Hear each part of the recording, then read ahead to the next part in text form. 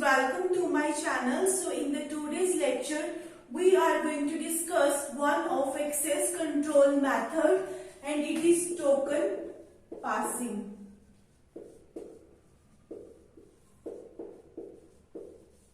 It is one of our access control methods. Till now what access control methods we have studied?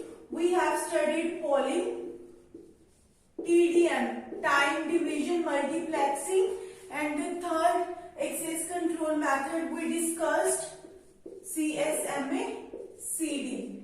So we already have discussed these three access control methods. Now we are moving toward token passing access control method. So how token passing works? Let's suppose we have some of the hosts.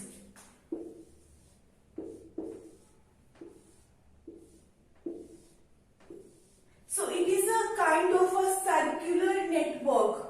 All the devices are arranged in this order in a kind of circle in token passing.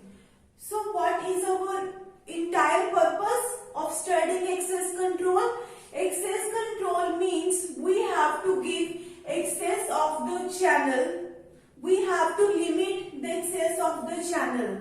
We don't allow all the devices to access the channel at any time. We don't allow that.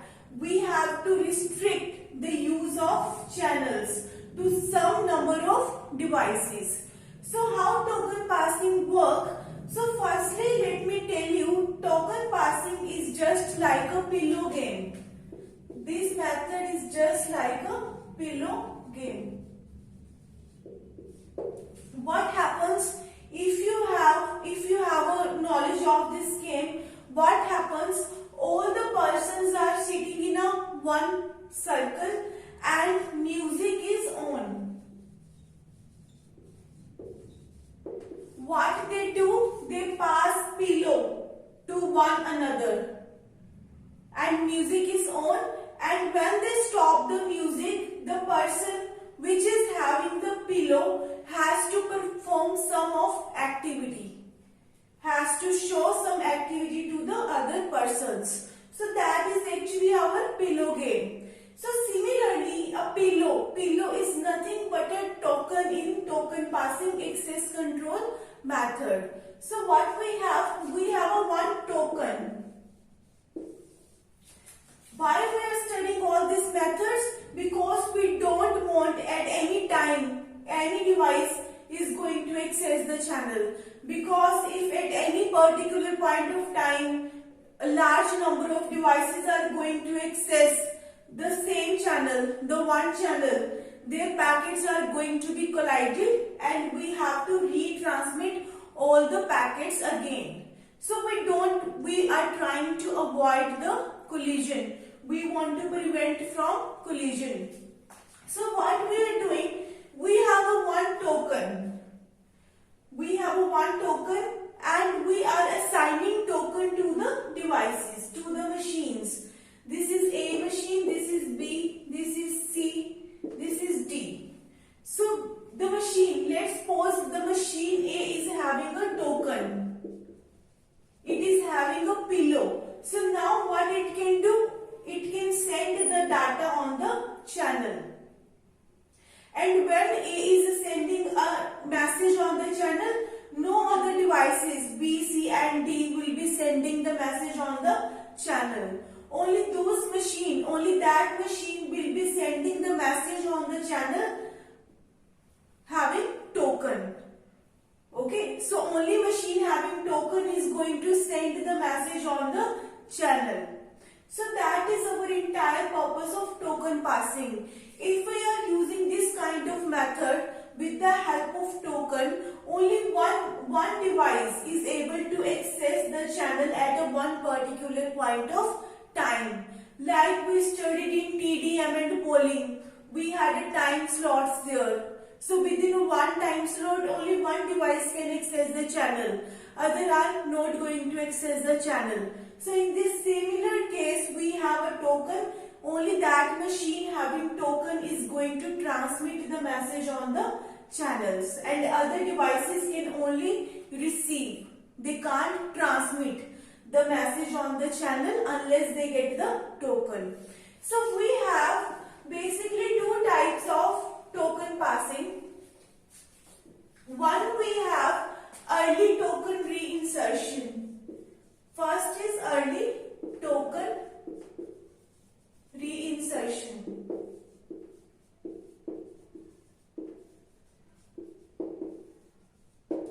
And one, we have delayed token reinsertion.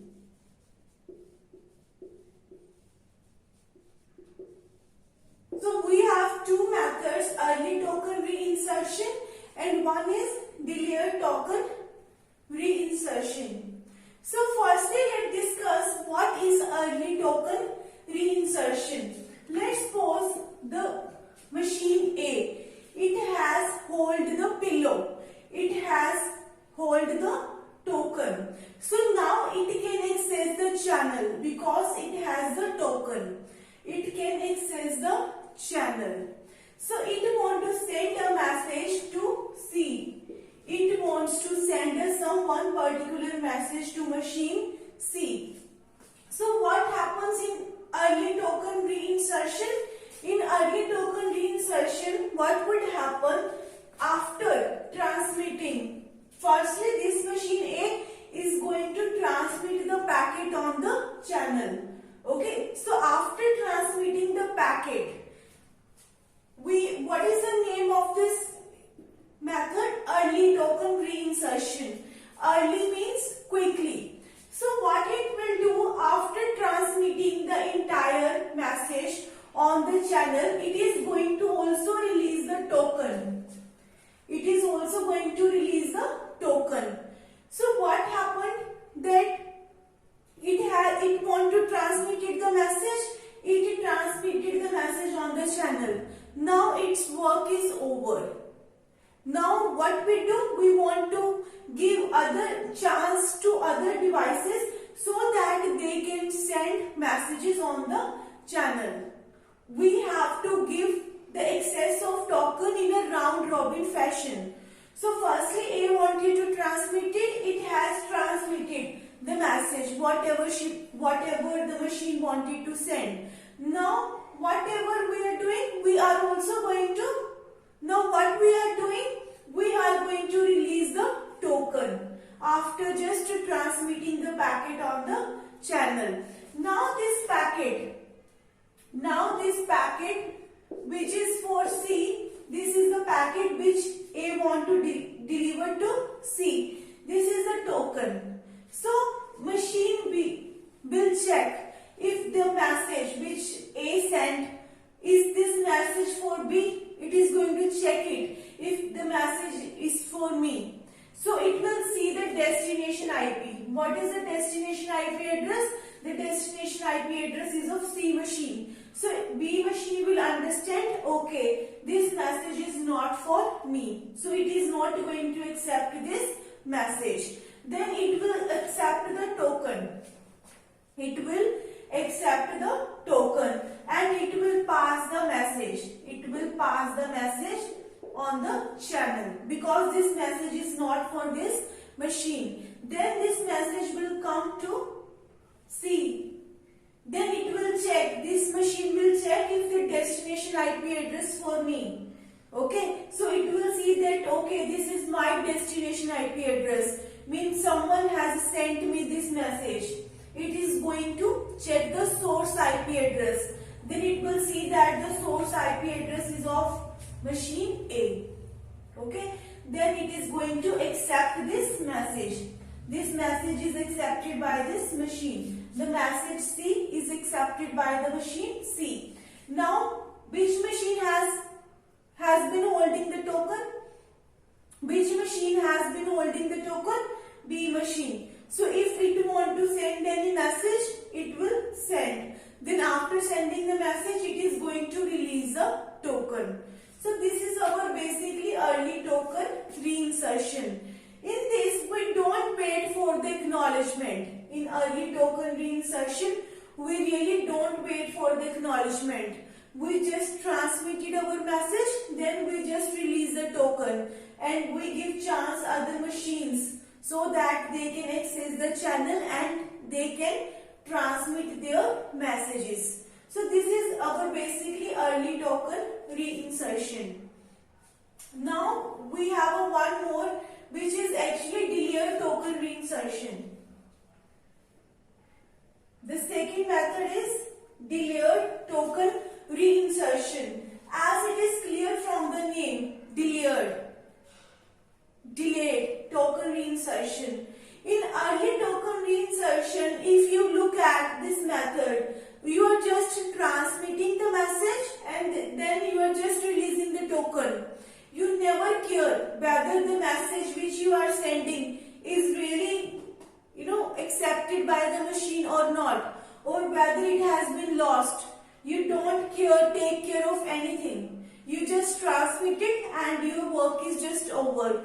Whether this message will be received by the receiver or not, that is really not your headache in early token reinsertion. So it is a kind of very, it is not a very sincere kind of protocol. It is not sincere or not very serious kind of protocol. It says I just did my duty, whether receiver receive it or don't receive it. That is not my problem. I just did my work. So that is actually our early token reinsertion. So now we have one more, which is called delayed token reinsertion. So what happens? So the machine A is having the token. Machine A is holding the token. So what it would do? It is going to transmit the message. It is going to transmit the message. Okay? But it is a kind of a very sincere protocol. Means unless it gets surety that my message is received by the receiver, it is not going to release the token. It doesn't release token unless it becomes sure that the message which I sent has been received by the receiver. So it is going to send the message for C machine. This is destination IP and this is message. It is sending some message to machine C. Okay, but it is not releasing the token like in early token reinsertion.